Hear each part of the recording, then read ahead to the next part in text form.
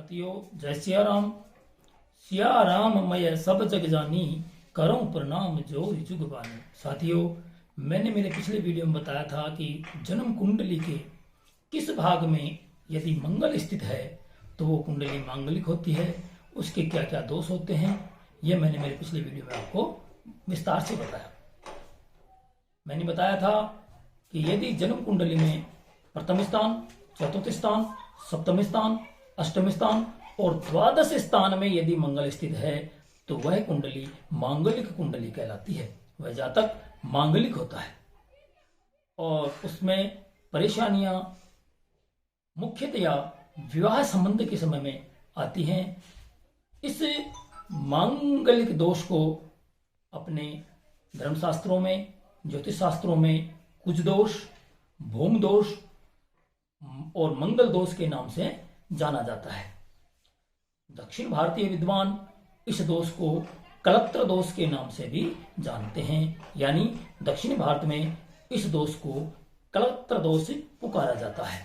फलित ज्योतिष के में दिए गए मांगलिक परिहार से अपन मंगल दोष को नष्ट नहीं कर सकते। हाँ, कुछ उपाय करके इसकी तीव्रता को न्यूनाधिक कर सकते हैं, यानी इसकी तीव्रता को कम करने में मदद मिलती है। कुछ विशेष परिस्थितियों में मंगल दोष स्वतः न्यून या निरस्त हो जाता है। वो परिस्थितियां मैंने पूर्व वीडियो में बताया था कि यदि लग्न भाव में गुरु स्थित है तो मंगल दोष निम्न हो जाता है, या जब जातक की आयु 27 साल पार कर जाती है तो भी इसका दोष न्यून हो जाता है। वर और वधु दोनों की कुंडलियां यदि मांगलिक हैं, यानी वर भी मांगलिक है और वधु भी मांगलिक है, तो वह विवाह शुभ विवाह होता है। उनका वैवाहिक जीवन बहुत ही सुखमय होता है और वैवाहिक जीवन सफलतापूर्वक चलता रहता है। उसमें मंगल दोष अपना प्रभाव नहीं डालता है। कुछ विद्वानों का मत है कि यदि मंगल 4 राशियों में स्थित है, मेष, कर्क, तुला और मकर राशि, इन 4 राशियों में यदि कुंडली में मंगल स्थित है तो भी मंगल दोष नहीं माना जाता है, अर्थात उसमें मंगल दोष नहीं रहता है। मंगल दोष में जातक के विवाह संबंधी परेशानियां और विवाह होने के बाद भी काफी परेशानियां आती हैं। दाम्पत्य जीवन में सुख में कमी, संतानोत्पत्ति में समस्याएं, या पति पत्नी के विचार, आपसी भावनाएं नहीं मिलती हैं और जीवन संघर्षमय हो जाता है। ऐसी परिस्थितियों में मंगल का उपाय करना लाभदायी होता है। अगर जीवन साथी के में से किसी एक की कुंडली में मंगल दोष है और दूसरी की कुंडली में उसी भाव में यदि पाप ग्रह यानी शनि मंगल बैठे हैं तो मंगल दोष कट जाता है, यानी उसमें मंगल दोष नहीं रहता है।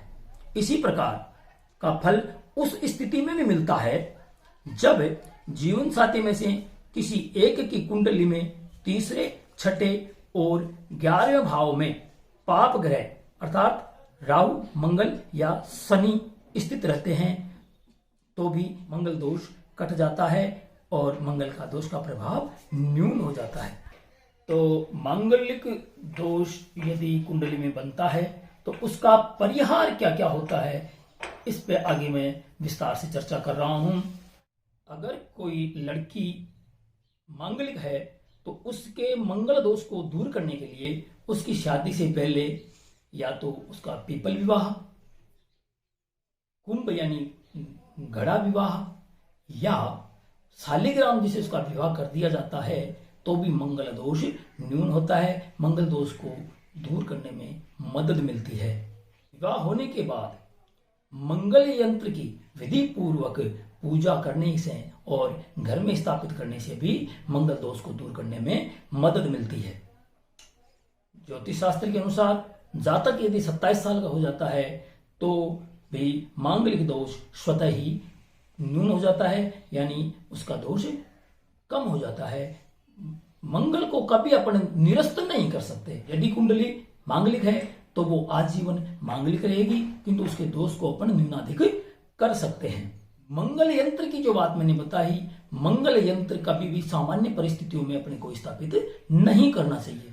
विशेष परिस्थितियों में ही मंगल यंत्र स्थापित करना चाहिए। मान लो शादी के बाद दाम्पत्य सुख में यदि कमी है, पति पत्नी के आपसी विचार नहीं मिल रहे हैं, उन आपसी में कलह, कोर्ट केस वगैरह चल रहे हों इत्यादि में अपने मंगल यंत्र का प्रयोग कर सकते हैं, अन्यथा छोटे कार्यों के लिए मंगल यंत्र का प्रयोग नहीं करना चाहिए। मंगल का जो मंत्र है ओम अंग अंगारकाय नमः, इस मंत्र के जाप से भी मंगल दोष की तीव्रता को कम करने में मदद मिलती है। यदि कोई लड़का मांगलिक है और उसका सगाई संबंध नहीं हो रहा है तो अपने विद्वान मानते हैं, क्योंकि मंगल का जो घर है वो खदिर वृक्ष यानी खेरी का पेड़ है, तो खेरी के पेड़ की पूजन करने से भी मंगल दोष न्यूनता में मदद मिलती है और उसका सगाई संबंध हो जाता है। खेरी वृक्ष की पूजा किसी भी मंगलवार के दिन, जिस दिन सर्वार्थ सिद्धि योग हो, उस योग में सूर्योदय के साथ में विद्वान पंडित द्वारा यदि खेरी वृक्ष की पूजा संपन्न करवाई जाती है तो उस जातक का सगाई संबंध यदि होने में कोई कठिनाई आ रही है तो उसमें मदद मिलती है और उसका संबंध हो जाता है। दूसरा उपाय, क्योंकि मंगल भूमि पुत्र है इसीलिए इसका नाम भूम है, और मंगल की जो माता है पृथ्वी, इसका यदि अपन सम्मान करेंगे, जो जातक मांगलिक है सवेरे सबसे पहले उठते ही भूमि को नमस्कार करता है तो मंगल खुश होता है और अपनी तीव्रता को कम करता है। तो अपन को सुबह उठते ही हमेशा भूमि को नमस्कार करना चाहिए और स्नान करने के बाद मिट्टी का तिलक भी अपने मस्तिष्क पर लगाना चाहिए, इससे भी मंगल खुश होता है।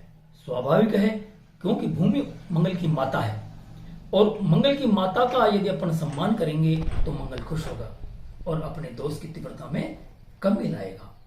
ये उपाय मांगलिक लड़की के लिए है, क्योंकि मंगलवार का जो दिन है वो वीर हनुमान जी का दिन है।